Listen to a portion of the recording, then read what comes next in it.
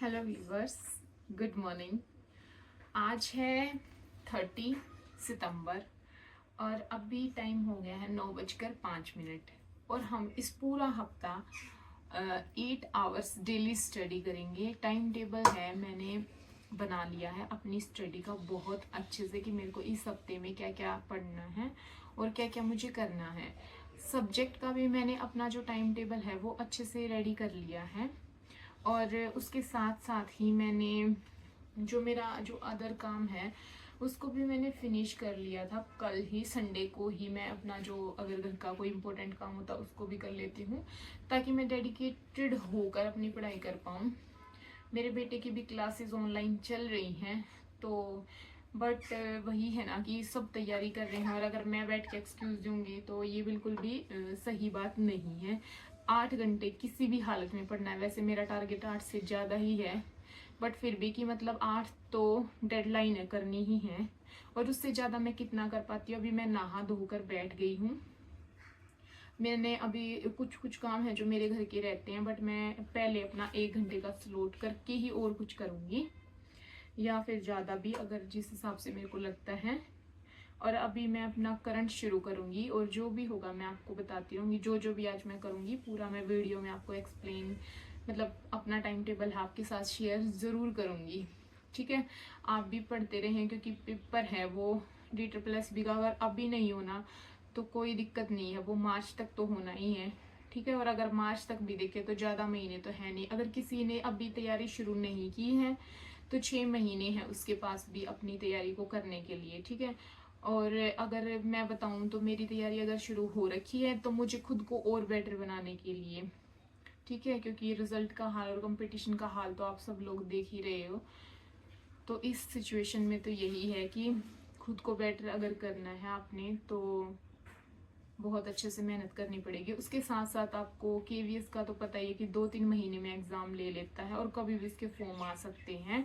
ठीक है, ऐसी प्रिडिक्शंस बताई जा रही हैं तो बिल्कुल अपना जो तैयारी है वो फुल टॉस रखें और पढ़ते रहें क्योंकि वही है, अगर आपको बहुत ज़्यादा नहीं आता ना तो कोई दिक्कत नहीं है बट आप अगर रोज़ थोड़ा थोड़ा सीखते हो ना तो जैसे अगर मैं मैथ की बात करूँ तो मेरे बिल्कुल ना दो या मतलब पहले तो मैं मैथ का पोर्शन जब मैंने DSSB की अभी थोड़े दिन पहले तैयारी शुरू की तो मैं देखती ही नहीं थी। पूरा PYQ जब लगाती थी तो मैथ का वो बिल्कुल स्किप कर देती। फिर मैंने 2-2 3-3 क्वेश्चन करने शुरू किए और अब मैं ऐसा है कि मेरे 13-14 क्वेश्चन बनने लग गए हैं। ठीक है, तो वही है कि जब आप कंसिस्टेंट रह के किसी चीज़ के ऊपर काम करते हैं तो कोई चीज़ आपसे बड़ी नहीं है। इसलिए पूरा फोकस रहें और अच्छे से अपनी पढ़ाई करें। और मैं भी अपना फर्स्ट स्लॉट कर रही हूँ शुरू।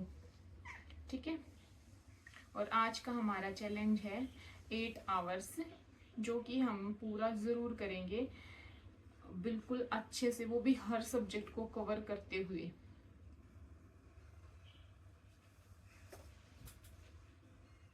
और मेरा जो टाइमर है वो शुरू हो गया है। 1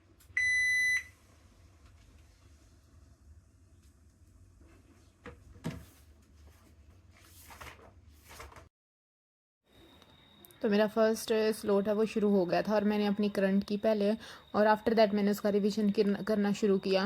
देखो घर के काम तो ऐसे हैं, कभी ख़त्म नहीं होते लाइफ में। और सच बात है, ये बिल्कुल सच बात है क्योंकि मैंने ये चीज़ ना खुद से रियलाइज़ की है कि मैं अगर सुबह काम करने लग जाती ना तो 10 साढ़े 10 हो ही जाते हैं और फिर उसके बाद थकान भी हो ही जाती है।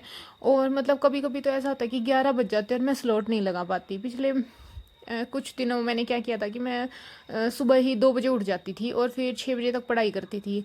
बट अभी एक हफ्ते से मेरी जो तबीयत है वो उतनी अच्छी नहीं चल रही है, कुछ ना कुछ प्रॉब्लम्स आ रही थी तो मैंने मतलब दिन में पढ़ना ज़्यादा सूटेबल समझा क्योंकि मतलब ऐसा हो पा रहा था कि मैं ना सुबह जल्दी उठ पा रही थी और ना ही मेरे दिन में पढ़ाई हो रही थी। तो मैंने सोचा कि आज मेरे को जब भी नींद आएगी या जब भी मेरे को बोरियत फील होगी ना तो मैं तभी घर के काम करूँगी। और मतलब जैसे मैंने एक टाइम पे एक झाड़ू मार दिया, फिर थोड़ी देर के बाद मैंने कुछ भी पोछा लगा लिया। ठीक है, जैसे खाना बनाना तो आपको परमानेंट ही होता है, वो तो टाइम से ही बनता है बट और कामों को आप इधर उधर थोड़ा बहुत कर सकते हो। देखो कोई आपको ना मतलब अवार्ड नहीं देने वाला कि अगर आपने टाइम से काम नहीं किया या टाइम से काम किया है, आप डेली कर रहे हो तो कोई आपको अवार्ड देगा।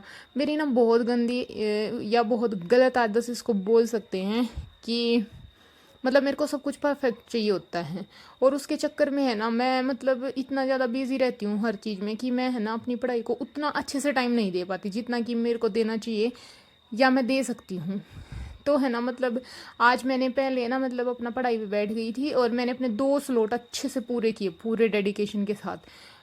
फिर जब मेरे बेटे की ऑनलाइन क्लास हुई तो उस दौरान शोर होता है, तो मैंने सोचा अब मैं अपने काम करूँगी। खाना बना के मैंने अपने हस्बैंड को ड्यूटी भेज के और उसके बाद ही मैंने अपना काम शुरू किया।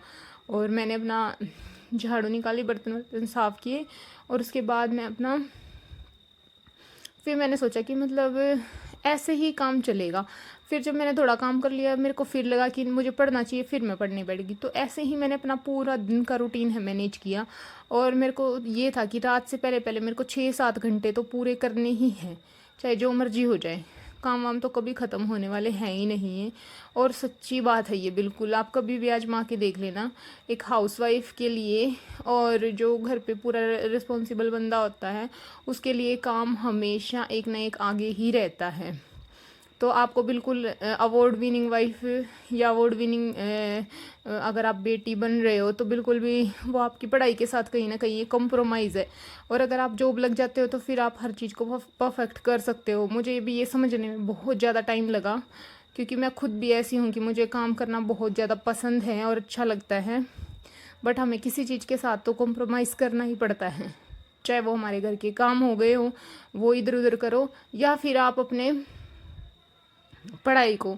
अब आपको देख लो कि आपको जॉब लगना है कि अपने काम को परफेक्ट करना है। और कंपटीशन तो इतना है ही। और कंपटीशन हमारा उनके साथ नहीं है कि मतलब अगर 36,000 मैं बताऊं तो इंग्लिश में 36,000 फॉर्म भरे गए, तो मेरा कंपटीशन 36,000 के साथ नहीं है। मेरा कंपटीशन तो उनके साथ ही है जो एक्चुअल में तैयारी कर रहे हैं। लगभग 2:30 के आसपास मैं दोबारा से अपना आफ्टरनून के स्लॉट के लिए बैठ गई थी और मेरे 2 घंटे के आसपास हो गए थे। और मैंने फिर से अपनी साइकोलॉजी उठाई और अपनी साइकोलॉजी करना शुरू किया। और मेरे को था कि 1 घंटे के अंदर अंदर मेरी साइकोलॉजी है वो अच्छे से हो जानी चाहिए। और मैं डेली एक चैप्टर उठाती हूँ, उसको 1 घंटे में करने की कोशिश करती हूँ। मैंने नई बुक परचेज़ की थी, ये आपने देखा भी होगा। चलो आपसे भी साइकोलॉजी के कुछ क्वेश्चन हैं वो पूछ लिए जाते हैं। मैंने डेवलपमेंट चैप्टर पढ़ा था, ठीक है, चाइल्ड डेवलपमेंट के बारे में। तो आप ये मुझे ये बताओ, लेटर जो चाइल्डहुड स्टेज है वो किस से किस एज तक जो है मानी गई है, और गैंग एज कौन सी एज को बोलते हैं। और उसके बाद मैंने जो लैंग्वेज डेवलपमेंट पढ़ा था उससे भी आपसे 1-2 क्वेश्चन पूछ लेती हूँ। जो सिंटैक्स, सिमेंटिक्स और फनीम्स होते हैं, मोफीम्स, फोनेटिक्स, ये सुने होंगे आपने। ये मतलब किस चीज़ को डिनोट करते हैं, ठीक है, ये आप बता सकते हैं मुझे अगर आपको पता है तो। और आफ्टर दैट मैंने ग्रामर की क्लास की और ग्रामर का रिवीजन किया और शाम का टाइम हो गया था और इसके साथ साथ मेरे 4.5 घंटे भी होने वाले थे। फिर मैंने फटाफट से अपना किचन में जो था आज मैंने सोचा वो कर लेती हूँ मैं। मेरे को छोटे मोटे 1-2 और भी काम हो गए थे मेरे फ्रेंड्स के पास नीचे, मतलब उन्होंने भी मुझे बुला लिया था, तो थोड़ा बहुत इधर उधर के काम एक्स्ट्रा, आपको पता ही आप कितना ही वो कर लो थोड़े बहुत एक्स्ट्रा हो जाते, बट कोई नहीं, उनके साथ हमें अपनी पढ़ाई को तो मैनेज करना ही है, अच्छे से पढ़ते रहें। और अभी मेरा मैथ और मेरा जो सब्जेक्ट है वो पेंडिंग था अब तक। अब मेरे को जब भी पढ़ने बैठना है तो मेरा टारगेट था कि मैं अपना सब्जेक्ट ही शुरू करूँ। और क्योंकि मैथ और सब्जेक्ट मैंने लास्ट में इसलिए छोड़ दिए थे क्योंकि मुझे पता है वो तो मुझे करने ही है हर हाल में, चाहे और कुछ भी छूट जाए। ऑलमोस्ट मेरे टारगेट पूरे होने वाले थे। तो चलो ठीक है फ्रेंड्स, नेक्स्ट वीडियो में मिलते हैं। अगर वीडियो अच्छी लग रही है तो लाइक शेयर एंड सब्सक्राइब करें हमारी अगली वीडियोस के लिए। अगर आपको थोड़ा भी हेल्प मेरी जो वीडियो है वो कर रही हैं तो ठीक है। अपने बच्चों का, अपने परिवार का, सब चीज़ों का ध्यान रखें। और सबसे ज़रूरी है कि उनकी आपसे बहुत ज़्यादा उम्मीदें हैं, आप चाहे वो आपके हस्बैंड हुए, आपका बच्चा भी हुआ, अगर जैसे मेरा बेटा है वो तो हमेशा बोलता ही रहता है कि मम्मा आप इतना पढ़ते हो, ये है वो है आपका क्यों नहीं हुआ है। तो उन चीज़ों का हमेशा ध्यान रखें आप, ठीक है। तो थैंक यू फ्रेंड्स, मिलते हैं जल्दी ही नेक्स्ट वीडियो में हंसते रहें, मुस्कुराते रहें और हमेशा अपने सपनों की तरफ एक नया कदम बढ़ाएं, जिससे कि आप अपनी कामयाबी की तरफ हर रोज़ एक कदम और जा सको। ठीक है, टाइम का तो कभी परफेक्ट टाइम आता ही नहीं है जिसमें हम बैठ के कह सके कि अब तो हमारा परफेक्ट टाइम आ गया है और ये टाइम हमारे पढ़ने के लिए बिल्कुल सही है। तो ऐसा तो लाइफ में कभी होता ही नहीं है। तो इसलिए जो हमारे पास है बस उसी को यूटिलाइज़ करना ही सबसे अच्छी चीज़ होती है। ठीक है, थैंक यू।